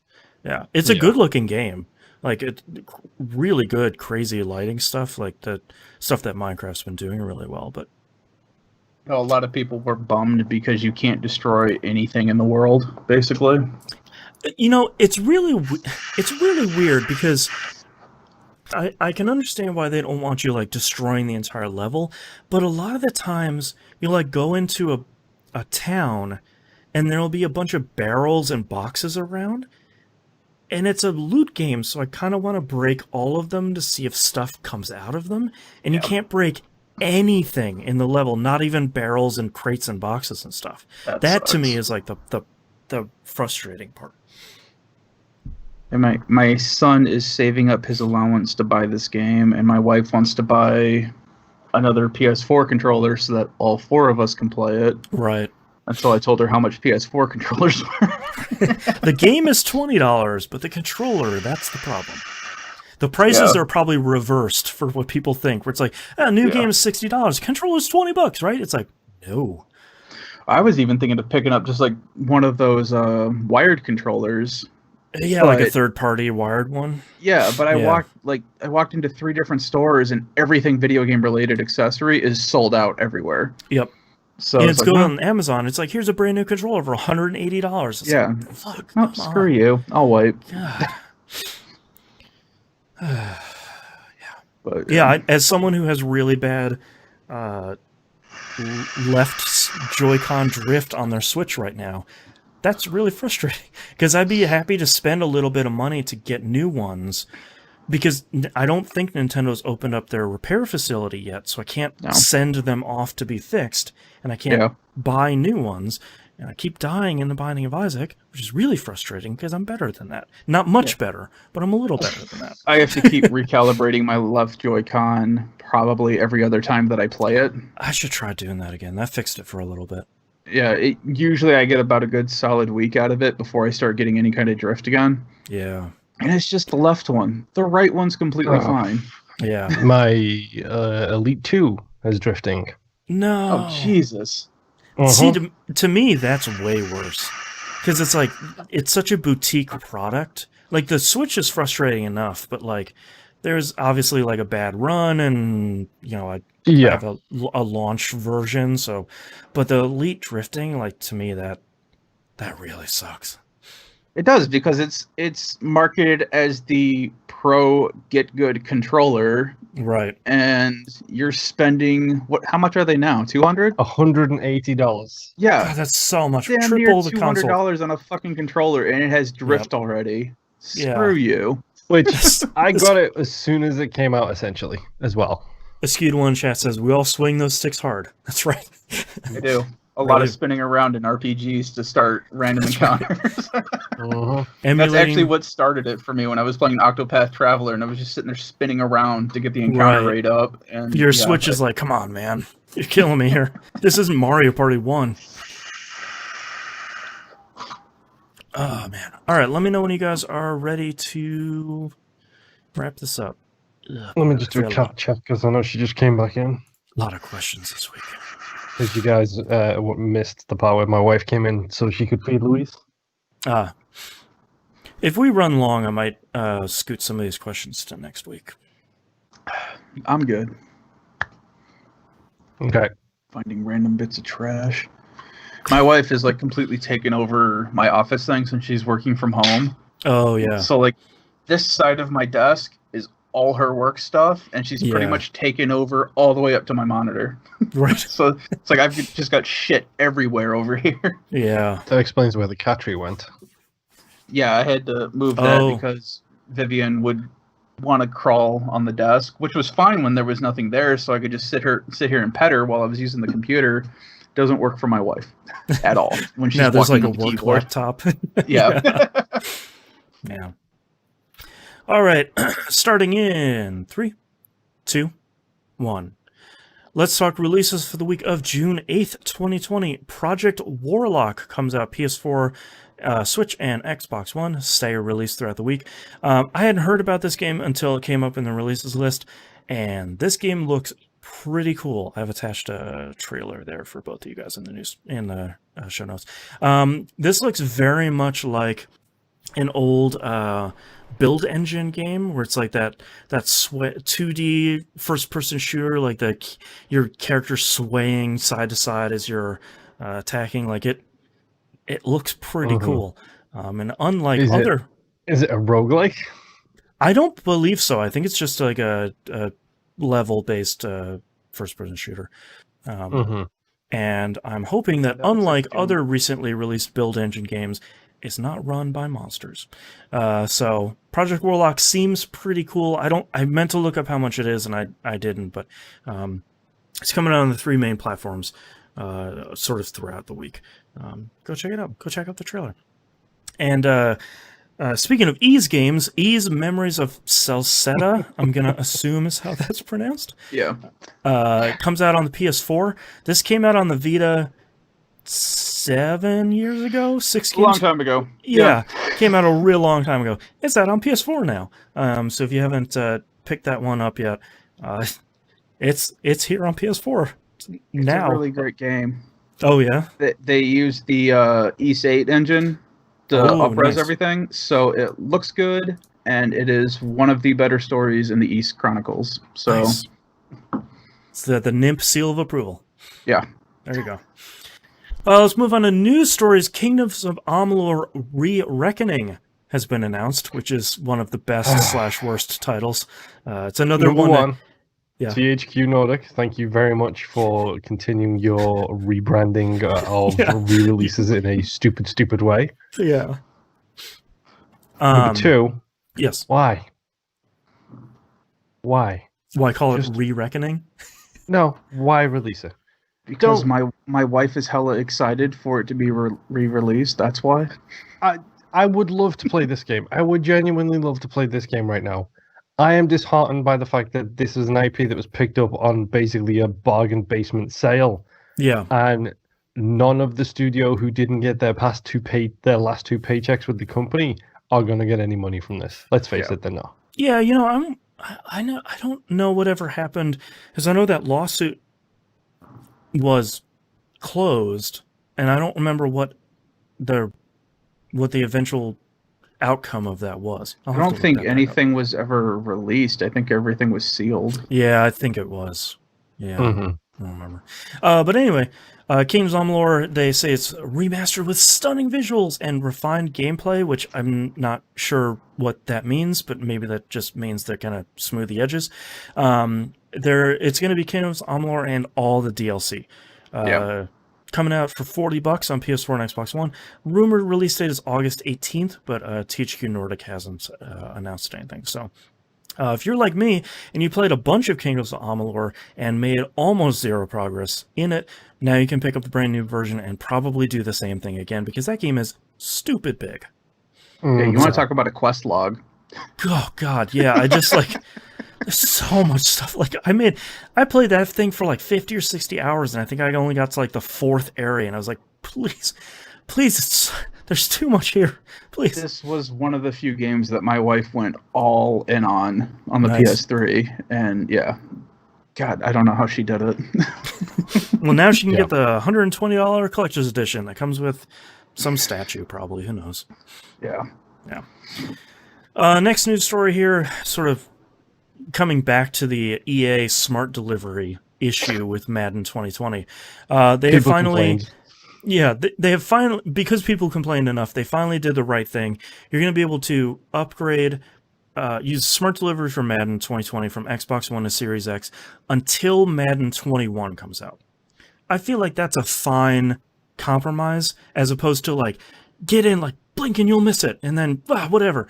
I feel like that's fine enough, because after 21 comes out, you'll be able to get a copy of the previous one for $5. So, yeah, if physical stores still exist at that point, yes. That's right. Yeah. So, I feel like that's probably the best compromise. It would be the best option if they would just do it forever, but it with a yearly sports game, that probably doesn't matter that much at the end of the day. No. All right, let's move on to questions here. Hang on. Yeah. Because I'm a fanboy and you missed the most important news. Elite Dangerous had a brand new trailer this week. You got legs. Yes. I like it. I watched that trailer and it was like, oh, all right, I've seen some stuff from the trailer and it's sort of like, oh no, this might be the thing that gets me in there. Oh no. Walking around planets. Oh no. I'm just saying, come on down. It's like a better No Man's Sky. How dare you? Early 2021. That's right. Those jerks. Start now so we can get you some credits and get you a lander and everything else. And we can buy those space legs. That's right. Space legs don't come cheap. All right, let's move on to questions. Kevin F. sends us an email, says, is there something in gaming that you don't want to find out about because you know it would really bum you out? For me, it's meeting a video game developer. Kind of how people say you don't want to meet your heroes or movie stars because they could turn out to be a huge jerk. For me, it's kind of like that in the gaming world. I'm a black dude, and I'm a big fan of John Carmack. I think the man is brilliant and gifted. I love I love hearing him speak about technology. A lot of it goes over my head, but the passion he has for it is intoxicating. But I would hate to meet him and find out he was racist. That would absolutely crush me. So I hope he isn't. And if he is, I hope I would never know. What about you guys? Thanks for the show. We can actually discuss this in pretty regular fact on the show. There has been years during when we have done E3 where we have specifically not spoken about a game because of the beliefs of the lead developer or the lead of the studio behind it. This is a common issue for me because there is the whole phraseology I believe used is disassociate the art from the artists. Right. And it's your own. Everyone's has their own personal limit on this. How much are you able to look to one side for some things to appreciate an art? Right, this guy says oh, I really hate cats. I'm never gonna own a cat. It's that's fine, but it's I hate this minority group, and it's that's not gonna work. That's not okay. For a good example of this is, I don't really want to say his name out loud, but I will to educate the people just on the off chance that they don't know. Orson Scott Card is a monster. Oh, God, he's the worst. He is a legitimate monster who has written some of the best sci-fi stuff on the planet. Yeah. And he is a legitimate monster. He's terrible. I will not support anything he ever does because he is the human being monster. He is. I love Shadow Complex, and I am disappointed that his name is attached to that game because I didn't know it was until after I'd already bought it. Right, right. Yep. It's just one of those things where it's this is really, oh no, that's him. Okay. Yeah. Then you get things like Kevin Spacey is a great example. Yes. The man is an incredible actor. Incredible actor. I don't care what you think of him personally.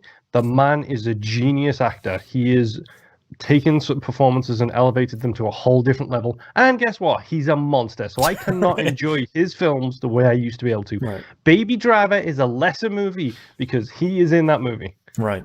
I mean, I love that movie. If you want to look at the gaming space, Notch is obviously one of the biggest examples where it's you helped create one of the biggest, most family-friendly video games out there in Minecraft, and then your Twitter feed shows that you are just a horrible person. It's just the views that you hold about certain types of people are just horrible. It's not even just the thing that frustrates me about so many people like this and so many people that had hopped on the Gamergate train, all those horrible people. Yeah. Gamergate is terrible still. Comicsgate is terrible still. That is we'll plant our flag saying that. It's not even a level of being misinformed. It's just this willful malice. Willful ignorance. Yeah. It's terrible. And there's been I think we had hoped that we'd see less of that over time, but we saw two more recent ones are Kingdom Come Deliverance and Ion Fury. It's just some of the lead people on those teams are saying and believing and supporting stuff where you're just oh, you can't do that anymore. Yeah. That's not okay. The biggest problem with this as well is it's all about tolerance. It is all about your own personal tolerance for that kind of stuff. Yeah. I will still watch Baby Driver because I support everything else in that movie apart from Kevin Spacey. I love everything else in that movie is great. His part bothers me. Mm-hmm. And it's the same with games. It's what you want to... I didn't buy Borderlands 3. Mm-hmm. Yeah. And I didn't buy Borderlands 3 not because I don't want to play the game, which I genuinely do. Like, I love the Borderlands series. I've always loved them. But Randy Pitchford is horrific. There's a lot going on there, yeah. Like, the fact that there seems to be a new news story coming out about him every 2 or 3 weeks or so, it seems to never end. Well, Moon, you and I have a very specific... This is where a lot of, I think, the genesis for you and I especially, because a lot of these games are sort of like, look, you're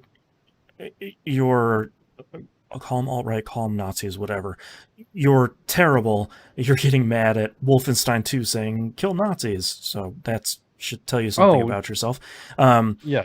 The id Software promotion every year at E3 is fantastic. Yeah. But like one of the hardest ones that we've had to do is Binding of Isaac, when I think it was Kotaku started publishing stuff about Nicholas, the kind of developer and kind of publisher together of a lot of Ed McMillan's games, especially the Binding of Isaac, which prior to that we had problems with, like, can you please support a platform at any point? Like, just from a game perspective, it's like Switch was the most recent console and had the most up-to-date version of it. PlayStation 4 was 1 behind, and Xbox was like 3 behind at that point. It was like 3 years behind. Like, it was excessively behind, and it was very frustrating. And then you find out that the lead of the lead one, at least one person of that studio, was horribly abusive to his employees, sort of across the board. So you start trying to reconcile, there's this person who's not directly in charge of the game. It's not like Ed McMillan is terrible. Thankfully, he's not. He seems like a very nice person. And he literally, as soon as he found out, he came out and said he was looking into it, and then 2 days later, he said that nothing he produces will have anything to do with Nicholas ever again. Yeah, which is great.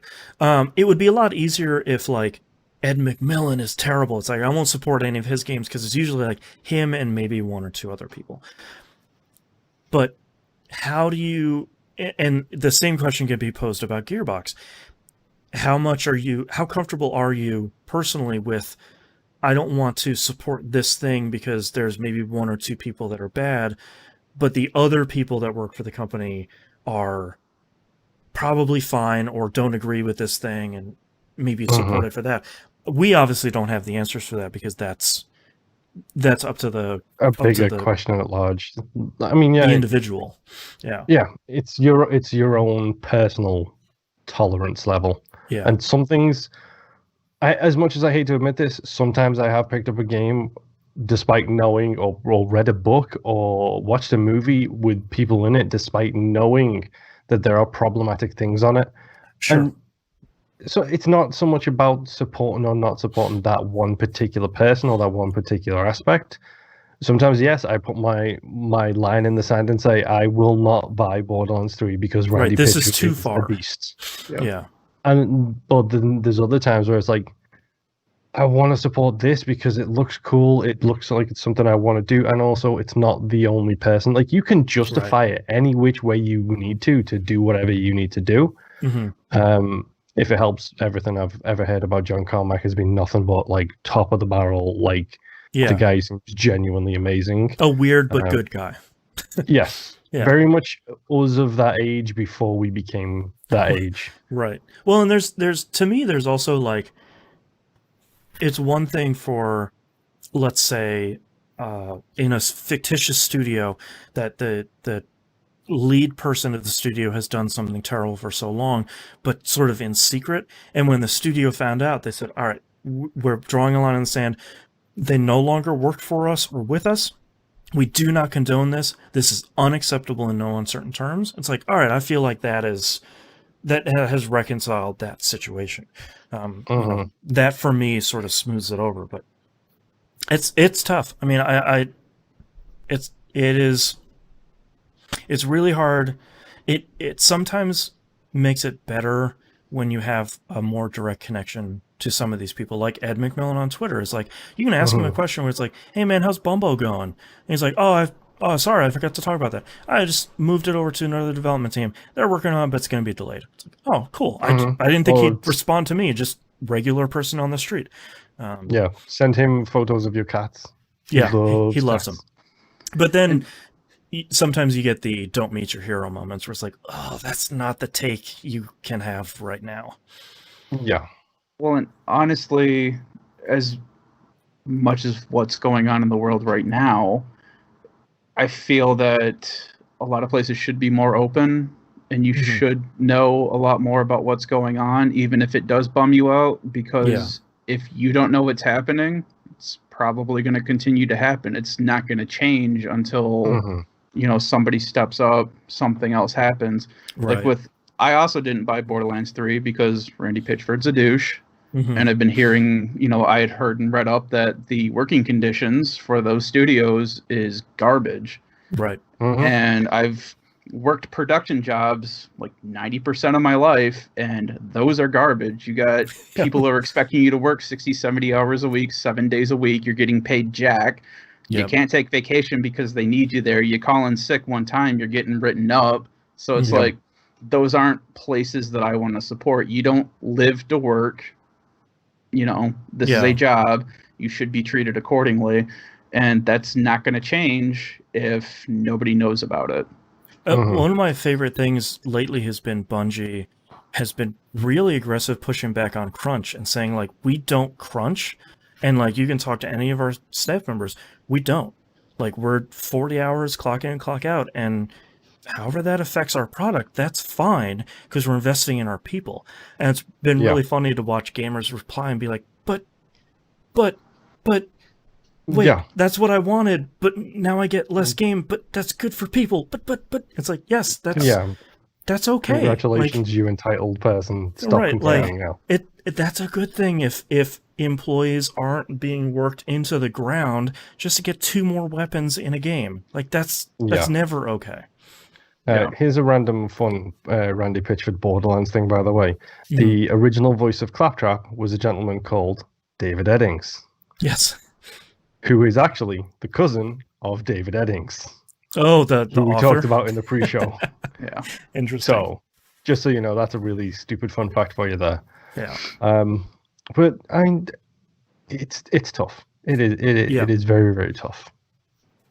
Yeah, and I never meet your heroes, I guess. Unless your heroes are all 3 of us, because pretty much we're... Dude, we ain't nobody's heroes. No, we're not anybody's hero. But you get exactly what we are on the show. None of us are playing characters or anything. So, except for that I swear a lot more than I do on the podcast. So be ready for that. Yeah, patreon.com/E1M1 for your outcast. Yeah. Next... I mean, there's good and bad that goes with it. Like I said, it's just...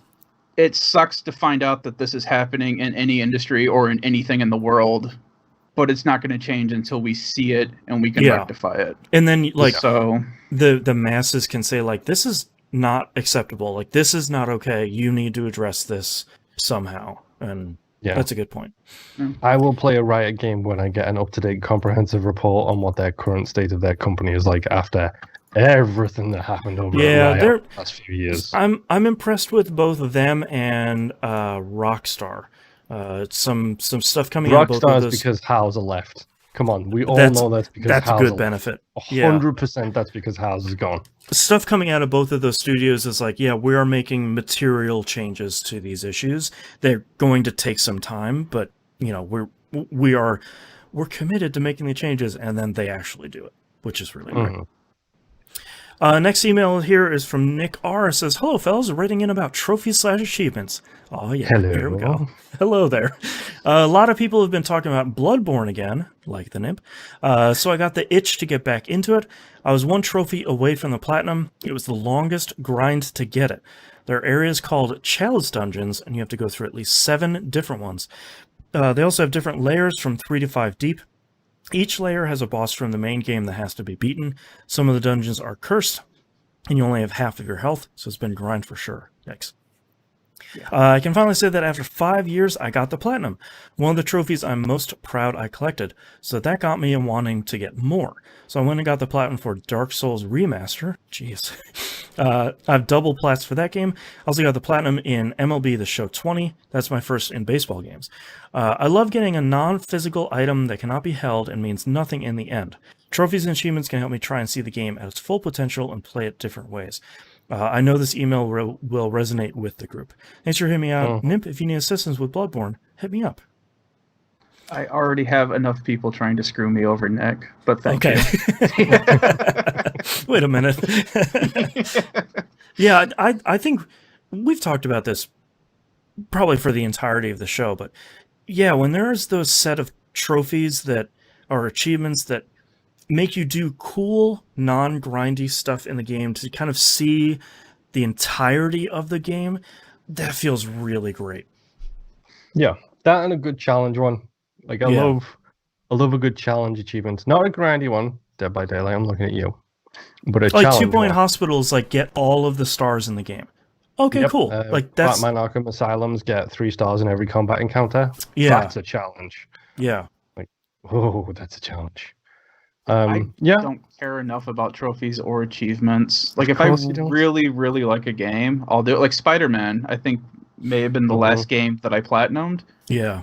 That had some grindy trophies in it, but I really loved playing that game, so I didn't Right. mind doing it. Well, and the rough part, a lot of JRPGs have a platinum, but it's like, all right, this guide says it takes approximately 1,200 hours to do across 7 playthroughs. It's like, nope. Mhm. And it's all RNG. Yeah, exactly.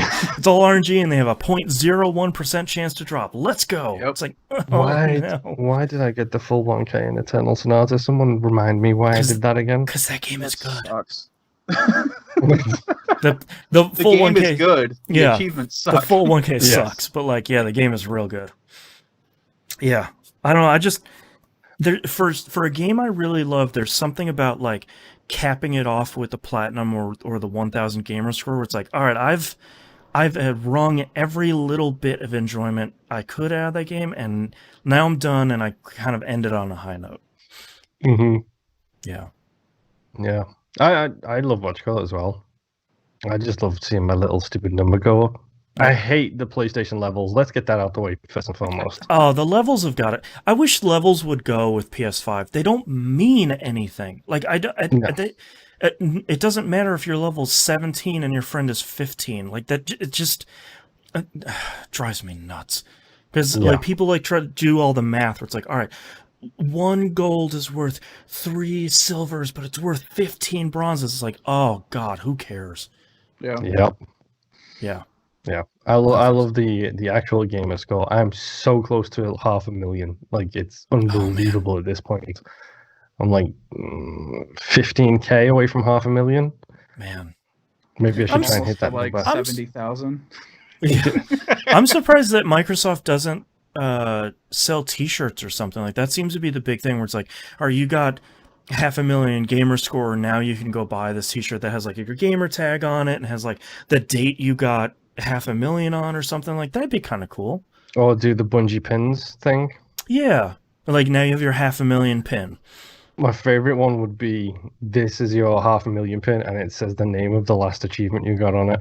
So you can. That'd be great. Just so people would go for ridiculously hard ones to That's tick right. it over. No, everyone would go for the dumb ones. Like you'd see everyone with airbender pins and Yeah, that's right. Yeah, yeah.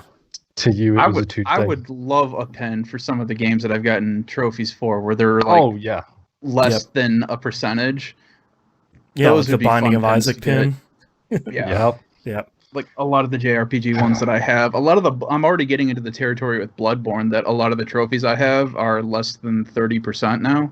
Oh, nice. And I wouldn't even say I'm halfway through the game yet. Yeah, you get into the drop-off point where people are like, "This is too hard. I'm not in for this." So it's been a while since I actually looked at my top games on TA based on rarity. You know, what's the best game? NBA Live 15 is still number 1. Obviously, yeah. The game that took me 250 hours to actually get the full 1,000 in that. Talk about RNG, right? Ultimate Team. Yeah. Below is number 2. Wow, I don't think I would have expected that. Minecraft is number 3. Interesting. Okay. But that's probably just because it's got like a 5,000 gamer score in it now, which would also explain why the Walking Dead collection is number 5. Right. Dead by Daylight is number 4. Weird. SSX, the remake, not the original, the remake with the dark, shadowy mountains and stuff. Snake Pass. Weird. Descenders. Okay. Apparently, I just play really difficult games for no reason. I guess. Well, you like the challenge. That's true. Yeah. Jeez. I probably will try to get all the achievements in Elite Dangerous. Yeah, I've already surpassed the point where I'm getting whole number percentages for that. Right. It's now 0.5%. Yeah. I wouldn't hit the base game for that, but the problem is the base game's got a ton of those stupid multiplayer ones in it. Oh, yeah. It's like, I don't want to play Capture the Flag. I want to play Capture the Planet. Oh, you don't want to do Arena? No. I want to do any of that. Not even slightly. Yeah. I want to get Elite and Arena just to say that I did it. That'll probably be the very last thing that I did. There is a base game achievement which is have Elite in everything, which includes Arena. Yeah, I know. I'm getting there, though. I'm almost Elite in 2 fields now. Yeah, I think the actual achievement for having Elite in all 4 is Elite Dangerous, the achievement. That's perfect. It couldn't be anything else. No. Yeah. All right, we've been recording for quite a while. Some people sent us some questions in Discord. I'm gonna scooch those over to next week, and we'll save them for then. So that's our episode this week. If you'd like to visit us, you can do so at tvgp.tv. Ever to find and follow us on the right-hand side of the page. Patreon.com/E1M1 for all the cool. Sorry, the ones are numbers. All the cool behind-the-scenes, early access, Critical Misses Season 1 is going on now. If you want to hear Nimp swear a lot, The Outcast is where that is. And catch up on our Arrowverse watching. I'm working on Dynamic Soundtrack Season 3, I promise. It's coming at some point. No, he's not. He's not. Don't believe him. I've finished a couple episodes. I just need to write the scripts now. There's a file saved that says Dynamic Soundtrack 3. Yeah, It's just a folder that's got nothing in it. Yeah, it's got some cobwebs in there. Cobwebs.txt. So patreon.com/E1M1. Just 2 more weeks to go for the recap episode of Vampire the Masquerade Bloodlines. Gotta write that down. Yeah, you best start playing that, dude. God, yeah, I gotta find it's long some way to do that. It's longer than you think. Start it. Yeah, I'm in trouble. I think that's it. So we'll see you all next week. Bye. Bye. All right, Nimp, hit me with your titles. All right. I have Safety Head. Dump a Couch in a Pool. True Story. It's Foundation Wide. Share the Load. Punches and Kicks, Please. Power Up Rasputin. Shoot Down the Almighty. I Finally Got Stuff to Say. And 5 pixels on your health bar. All right, Moon, what do you have? Get that ROI up. Probably not a real warning. Foundation wide. Then the game started. A little light mutiny. The best part of me.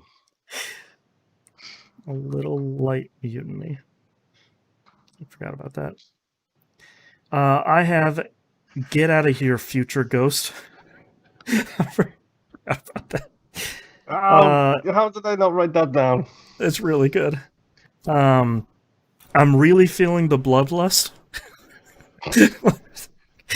Put a check mark next to that one too. The Unnamed Game, Safety Head, Foundation Wide, and A Little Light Mutiny. I have a check mark next to Get Out of Here, Future Ghost, and I'm really feeling the bloodlust. And for once, it wasn't Moon that said it. Yeah. I feel like both of those are really strong.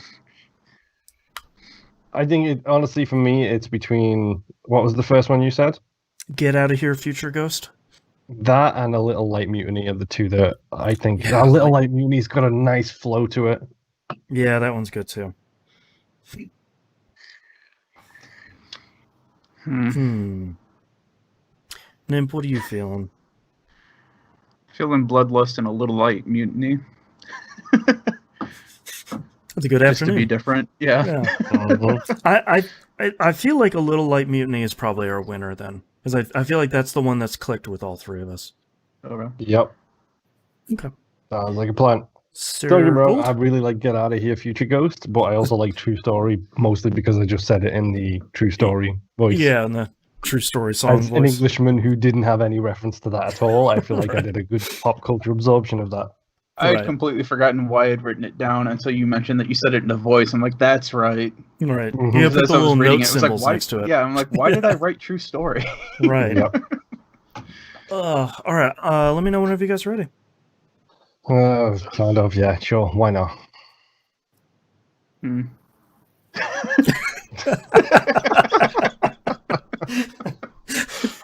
Apparently, this is going to be a theme every other week. I like that. That's just the sound of an empty brain. It's like, All right, yeah, let's go for it. See what happens. All right, starting in 3, 2, 1. This is That Video Game Podcast, episode 659 for June 8th, 2020. A little light mutiny. Just a demotion. It's a pirate's life for me. All right, thank you so much, everyone, for watching. Whether it's all you fine people in the chat or you're watching the archive. We appreciate it each and every week, and we hope we'll see you next week. Bye. Bye. Later.